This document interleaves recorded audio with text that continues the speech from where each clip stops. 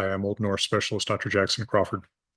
In this video, I want to give you a quick look at what it's like to read Old Norse poems live with me in my Zoom classes, and specifically the May and June Zoom class that I am doing reading through. Uh, I use modern Icelandic pronunciation here because it's what people are familiar with, Völuspá and Hávamál.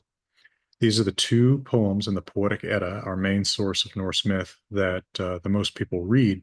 And there are endless comments to be made about just about every word in them that I think are fascinating and enriching for students of language and mythology alike. So it may sound strange to say, well, we're going to take 9 weeks and just look at these two poems. How interesting could that be? Well, I'm going to take just one sample among the least detailed, uh, or among those that I have the fewest details to go into, just to give you an idea of what this is like.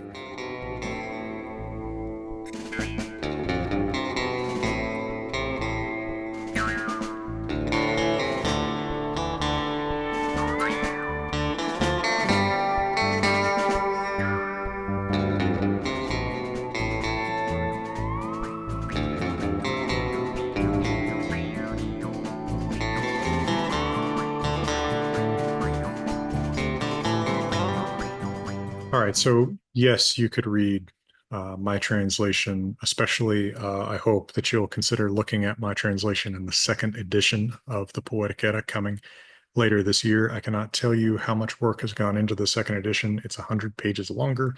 It has a new cover to kind of show that it's a truly new book. The translations are so revised that it is practically my new Poetic Edda. So you could just read the translation there. You could read another translation, such as Carolyn Larrington's. Or if you have the ability to read Old Norse, you could look at it in Old Norse. So let's take a minute and consider what that could look like. Um, of course, I have the Wanderer's Hávamál. That is my book in which I present Hávamál in both Old Norse and English. The Old Norse is based directly on my observations of the Codex Regius manuscript, so I'd recommend that for looking at the Old Norse text of that. And I'm eventually going to produce a Wanderer's Völuspá, uh, which is much harder to prepare because there are multiple attestations of Völuspá. It occurs in more than one manuscript, unlike Hávamál. But let's look at what you could find online. One problem, of course, with finding stuff online these days is that people tend to sort of, it's a tendency to, Google something, Old Norse text of Völuspá, and then say, okay, whatever the first thing I find, that's right. It really helps to get this from a person. Anything transmitted to you through a screen, uh, you have more options for people and machines to get things wrong. Um, so, keep that in mind. But one of the places you can find Old Norse text, where I usually go for a quick citation, is heimskringla.no. And this has 4 things you can look at for the Old Norse text of Völuspá, indicated by these 4 manuscript hands under Norrönt here. First, we have Guðni Jonsson's edition. This is fine for basic reading. You can't tell the difference between what he's getting from the Konungsbok manuscript and the Hauksbok manuscript, but it's good, pretty conservative readings for the most part. The language is somewhat modernized and somewhat artificially archaized, like saying Olfman instead of Umman there.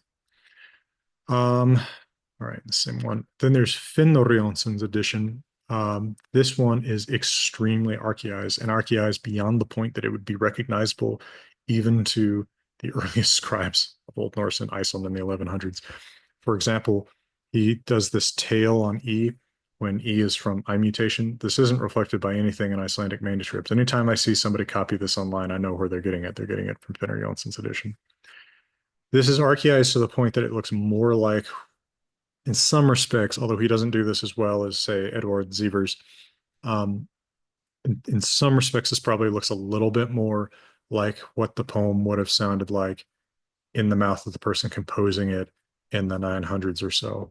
But that's not necessarily useful for analyzing what we actually have, which is the poem from the 1200s. Meter and things like that can give us an impression of where things have been changed since the original point of composition centuries earlier. That's fine and interesting, and I get into that kind of stuff. But I want to be looking as a basis at the text that we actually have preserved, written in the 1200s and 1300s, not a hypothetical text. Speaking of hypothetical texts, and the opposite thereof, you could look at this, which has manuscript spellings from the Hookspoke manuscript. This would only be useful for pretty specialized purposes. This illustration is not from the Hookspoke manuscript, by the way. That's from about 400 years later. Probably the most useful thing on Heemskringla is Sophus Bugge's edition, where you can actually look at his normalized text, his report, his transcription of the Codex Regius Koningsboek text, his transcription of the Hooksbook text, his transcription of the text in Snorri's Prose Edda, and then some commentary. All that's very useful, but of course it's in such old Norwegian riksmål that it's basically Danish. So if you don't read Danish, that's not necessarily going to be useful to you. That's true of a lot of material about Norse myth, right? I mean, a lot of the stuff is done in Scandinavian languages and German, so it helps to have familiarity with those languages, and you might not. But let's look at what I offer in my class. Let's take a stanza from Völuspá, and I picked to demonstrate this stanza 10. By the way, while I pull this up, let me remind you that you should check out my friends and partners at Grimfrost, who do great replica Viking stuff, and they do have my books available, and they do runes or have me do runes for them. Right, they use historical Viking Age Younger Frühlar. Check them out if you want Viking stuff. And if you live in Europe, it's a great way to get my books, especially. See, that was pretty fast, right? So here's what I want to present to you in my class. This is the stanza where we begin the Dvergatal, the tally of the dwarves, the count of the dwarves. So here, the way that I've presented this, you've got the text from the Koningsboek manuscript. That's from about 1270. You've got the text from the Hooksboek manuscript, copied later but more carefully from the same exemplar manuscript. These are both copied from a manuscript from about 1200, but they do have some critical differences. For example, the name of this first dwarf isn't the same. Hooksboek has a verb in this line that's not in Koningsboek. The particle is different, Orthen versus of Orthen. The case of dwarves is different in the second to last line. Particle's different here too. You know, these may not make big differences, but they can, and it's worth considering before just saying, definitively, this is what Völuspá says. Well, what does it say in what manuscript, and why do you think one is better than the other, right? For simply offering a translation, I mean, I can tell you what my translation says in the second edition of the Poetic Edda. I'm not going to just show that to you on screen because, all of this should be sort of kept in suspense for a little while. I don't want you to see more than this stanza, so let me spot it. But, I'm careful, and especially in the second edition, extremely careful about, how am I making a conclusion about what I'm translating from? And so kind of what you're getting here in this class is like the rationale behind the second edition of the Poetic Edda. So I translate this: there was Moth Sognir, agreed to be best famed of all the dwarves, and Durin was second. They turned into man-like little creatures, dwarves out of the earth, and Durin named them.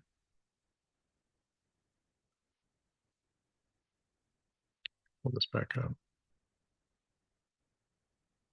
Or sorry, and Durin named them was the first edition. And as Durin said, this is I have a lot of the revisions are in like one document and the original text is in another document. So that was me trying to combine the two, and I missed one more. All right. But let's look at what we would talk about here in the class. So there was probably Huxbook is right in having an actual verb there was Moatsognir and Moatsognir. We don't know which form of the name is more right. Huxbook often does seem to be a little bit more carefully copied. So one might prefer Moatsognir. Moatsognir is in Koningsboek, which is earlier, so one might prefer that. In the first edition, I tended to prefer Koningsboek readings where they disagreed with Huxbook. Now I'm pretty convinced that when they both have the same stanzas, Huxbook's carefuler. So Moatsognir I'd probably prefer. If you look up what dwarf names mean, and this isn't a huge interest of mine, as much as I'm into etymology, I think that a lot of these names are, sort of meaningless to the people copying this text, but it can be kind of interesting to try to figure out what the origin of them is. You'll often find online and in old books, there'll be this word moodsugen as a Swedish dialectal word for apathetic sided. One problem that happens is etymologies tend to get sort of, they start with some 19th century scholar who might be really good at it and might be terrible at it. And then they get repeated by everybody forever.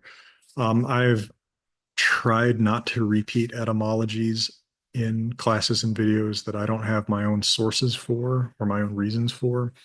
The only source for this that I've ever found is this article from 1964, and the definition of it in some dialect in Skåne and Blekinge seems to be more like crestfallen than apathetic. So maybe he's the depressed dwarf. I don't know. That's that one got left out of Snow White. We got um, sleepy. I don't remember any of their names. Sneezy or whatever, right? And then depressedy. I don't know. That's but maybe that's what he is. All right. So, but he was Matster. So Matter, that can be great. It's especially usually famous. And then if we look at this particle, or of, for a long time, even my understanding of everything has improved a lot over time, um, treated these as just filler words to be ignored.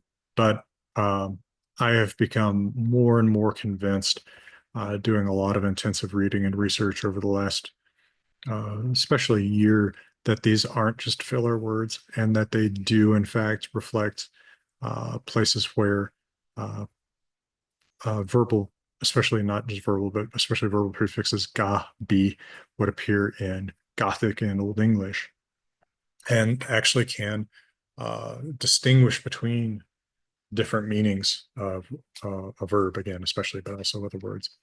So if we just read Mozsognir was had become the greatest or most famous, that's probably fine if we're kind of ignoring the or the ov. But if we look for a place where one of those verbal prefixes occurs in another Old Germanic language like Old English, we see that Beowulf, for example, has hava thes Yawarden. This would be exactly cognate to Orthen of Orthen, or well, the or ov isn't cognate to the but it replaces it. The warden is cognate to Orthen. It's agreed upon. So in fact, it might be that Mozsognir was there agreed upon to be the most famed of all the dwarves, Durarka Alra, and Durin the second.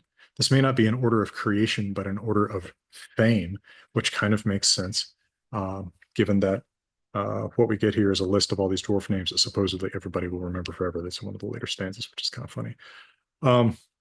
So is it a list of the order in which the dwarves were created, or a list of the order in which they're famous? I incline toward the latter, having seen the parallel with Old English, the warden there.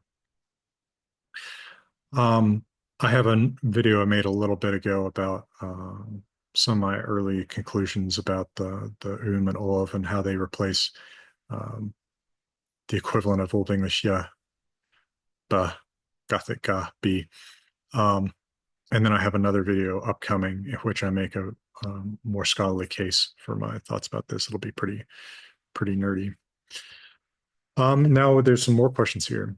They or theirs is one of the texts of the Prose Edda. So the Prose Edda often quotes stanzas from Völuspá, where the wording departs from either Koningsboek or Huxboek or supports one or against the other.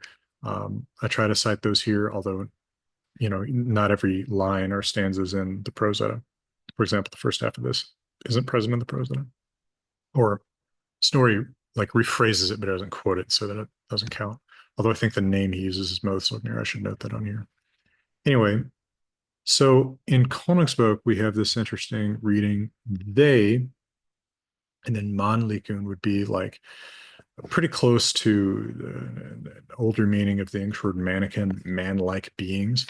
Um, but that's not masculine, and this is. So these two words don't go together. They are those. Many, that would go with Manlikun. So many man-like beings. Made, who made? Is it the gods that made? Maybe here has something interesting to say again. Um, now, I haven't put this in the notes yet, but in Gothic, we have so the verb for to do is different in different Germanic languages. English uses do. German has the cognate tun. Norse and its descendants have ger, gura, and descendants therefrom. Gothic has taujan, which we also see in early runic inscriptions elsewhere. Do, but then there's gataujan, turn into.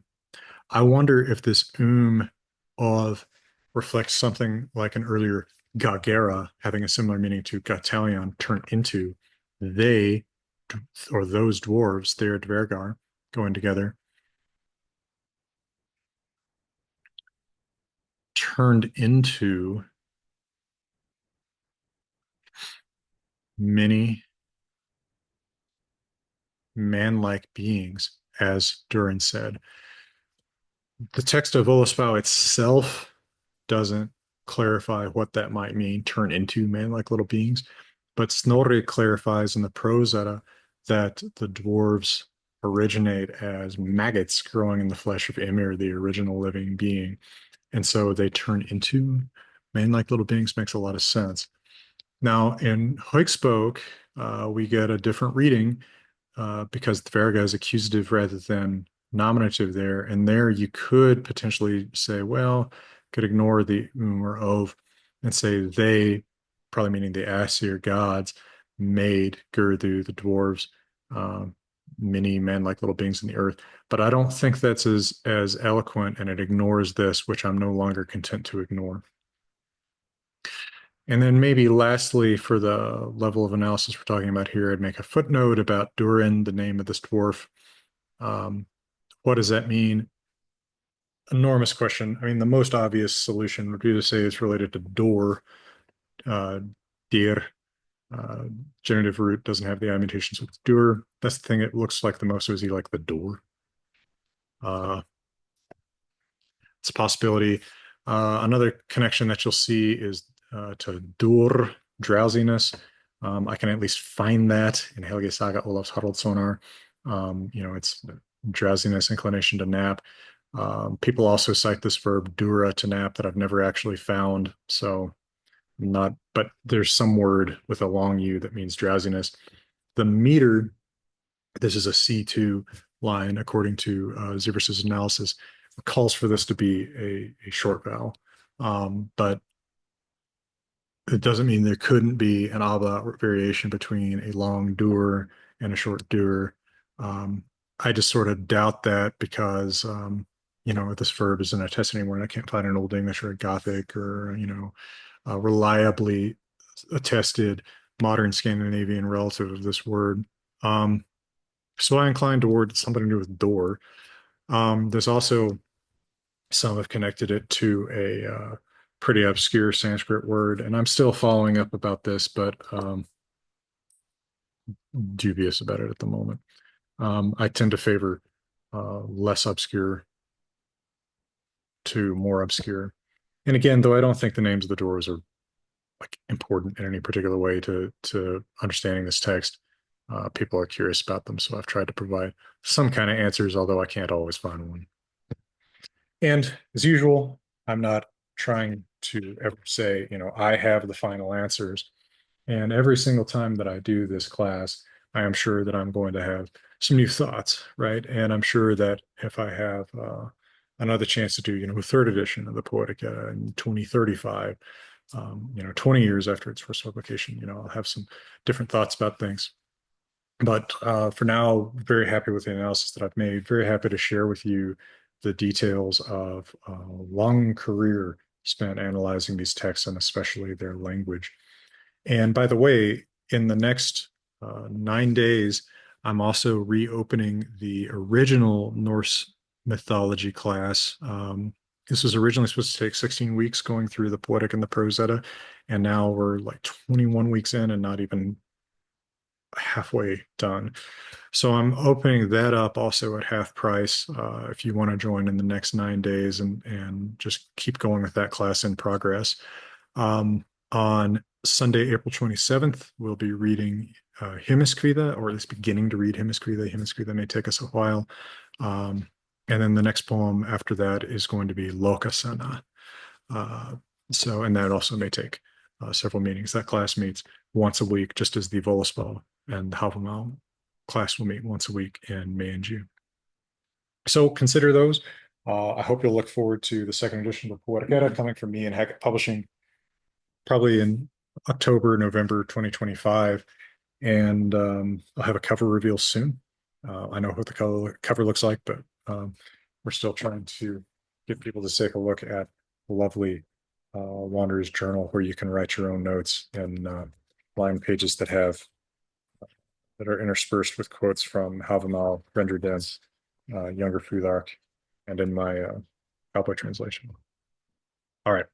Well, for now, thank you so much, folks, for your support and interest.